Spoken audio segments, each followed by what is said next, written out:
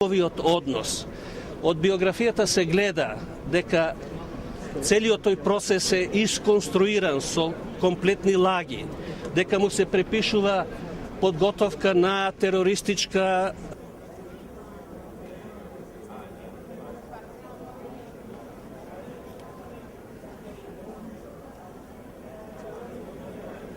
предвиден како една неформална средба, едно дружење помеѓу генерациите, помеѓу потомците на Методи Андонов Ченто и новите генерации македонци кои што живеат на овие простори. Затоа би ве замолил за внимание, затоа што ова е неформална комуникација, немаме бина и говорница, како што може да забележите, тоа е во духот на непосредноста и во духот на поинтимната средба со нашите соговорници денеска. На почетокот, јас сакам да го честитам овај голем ден за нас, за граѓаните на Скопје, 13 ноември, денот на ослободувањето на градот Скопје, но и еден од многуте денови во историјата на македонскиот народ кој што е запамтен како победнички ден, ден на победата и ден кога македонскиот народ ја зеде судбината во своји раце и одлучи да се бори за независност и за сувереноста на сопствената држава. Денеска Унијата на млади сили на ВМРО ДПМН како почитувач на традицијата и како следбеник на победничката Македонија организира едно вакво неформално дружење да оддадеме почит на великанот на македонската историја, првиот претседател на президиумот на АСТОМ, Методија Андонов Ченто, роден прилепчанец, но горд македонец и човек кој што направи многу за Република Македонија.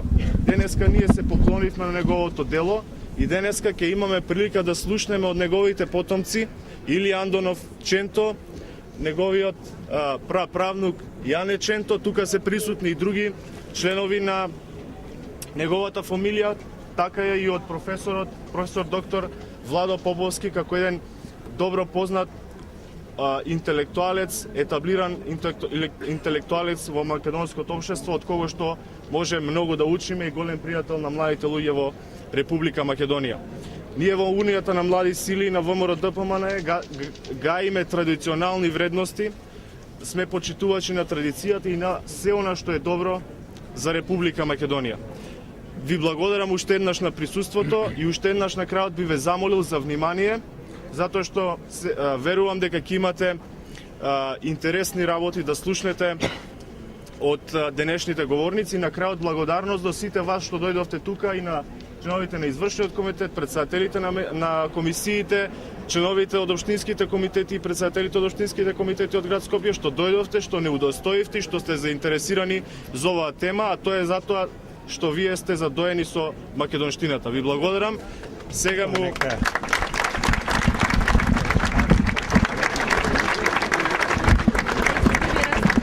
тогаш го предавам зборот на мојот драг пријател, професорот Владо Поповски.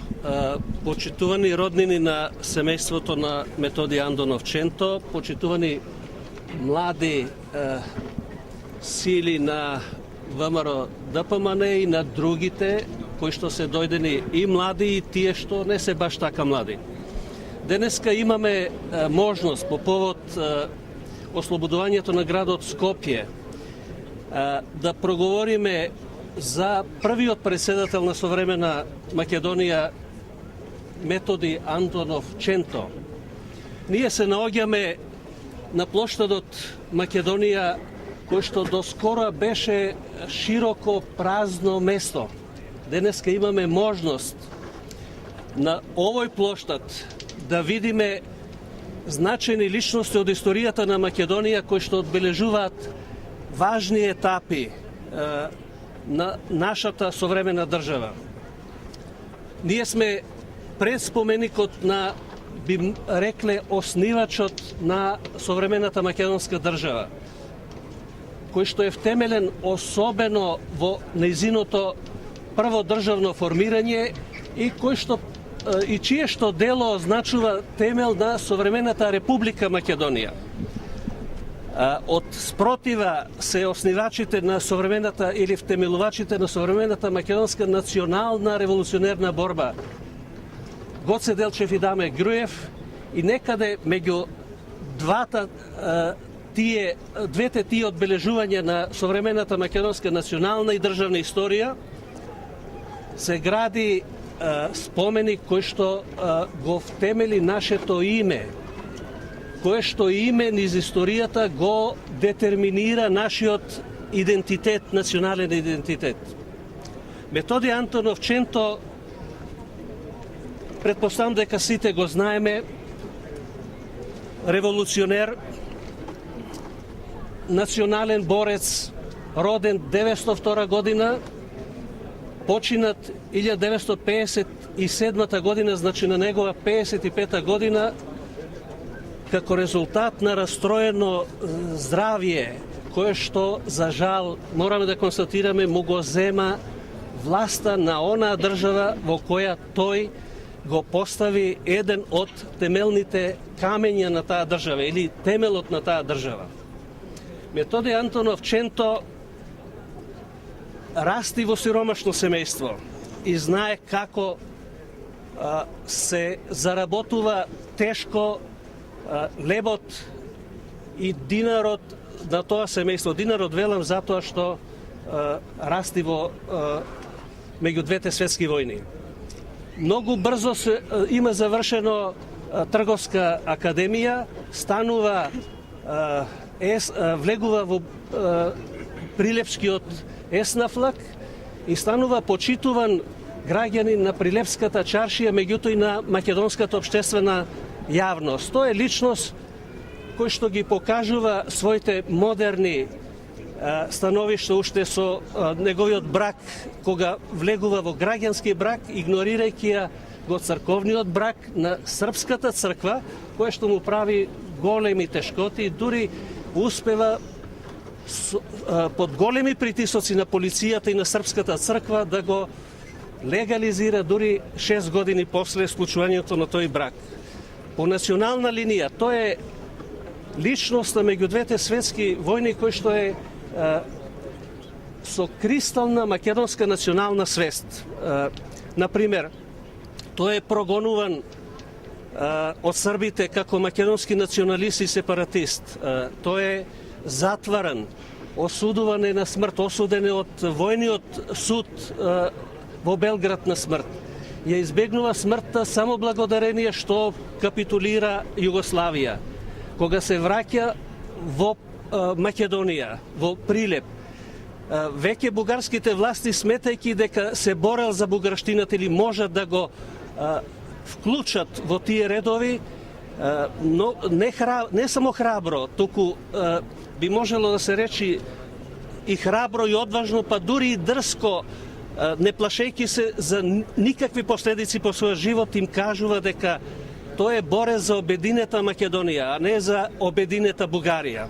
Многу брзо проговорува не само од таа гледна точка од чисти македонски позиции, туку и од позиција на прогресивен либерал политичар против фашизмот. Држи говор против фашизмот и после тоа е веќе затворен во Бугарија по затворите, држен во принуден работен логор, така што се враќа во септември 1943 година во Македонија и од 1 октомври стапува на слободната територија на Дебарца, каде што е кооптиран за член на главниот штаб на Народно-ослободителната војска. Брзо станува, поради својот углед и авторитет, председател на иницијативниот одбор за свикување на АСНОМ, а на АСНОМ е избран за прв председател на президиумот на Македонија, кој што меѓу двете заседанија на АВНОС на АСНОМ е врховно законодавно и извршно тело или главен државен орган.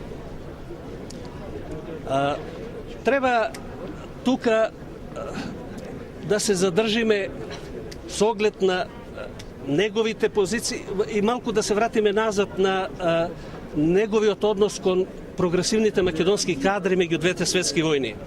Неговиот дуќан е збиралиште на најпрогресивните кадри, оние кои што ќе влезат во партизани. Тој 6 месеци за првиот партизански прилепски одред ќе готви храна. Ќе ги познава оние личности кои за жал дел од нив после на судењето ќе фалсификуваат многу факти за неговиот живот и ќе бидат првата голема изневера, така да се каже, кон делото и заслугите на Методи Андонов Ченто. Тој е близок, например, и со Кузман Јосифовски Питу, еден од партизаните кој длабоко ја познавал националната историја на Македонија, го држи говорот на Преспанското советување со опфат на длабок познавач и длабок национален патриот. И неговата смрт исто така е загадочна во секој случај. Сега кога доаѓаме до врвот на неговите позиции, преседател на президиумот на АСНОМ на Република Македонија, на тогаш Демократска федерална Македонија во Демократска федеративна Југославија, треба да се запрашаме што е причината на тој пат или на тоа грубо, административно, безочно детронирање на една од најзначајните личности на националното и државно конституирање на Македонија во текот на Втората светска војна и непосредно после Втората светска војна.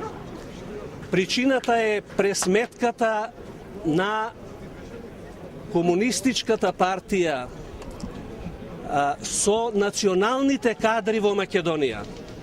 Пресметката не е спонтана, случајна, како поединечен однос на одредена личност кон друга личност од лични поводи. Тоа е инструкција од Белград, каде што се сваќа за да може да се спроведи национализацијата, експроприацијата и аграрната реформа, за да се создадат социјалистички стопанства, селски задруги по типот на колективизацијата на Советскиот сојуз, треба комунистите да се пресметаат со македонските националисти или со македонските национални борци, и тоа почнувајќи од најзначајната личност во националната и државна историја на Македонија со председателот Методи Андонов Ченто. Започнува практично со него. Тој не е осамен во тоа детронирање. Тој е врвот, така да се каже, на една политика која што ги гази фактите и која што поради идеолошки причини мора да се пресмета со екипата во Македонија, национална и револуционерна, која што имаше најмногу авторитет во сред широките маси.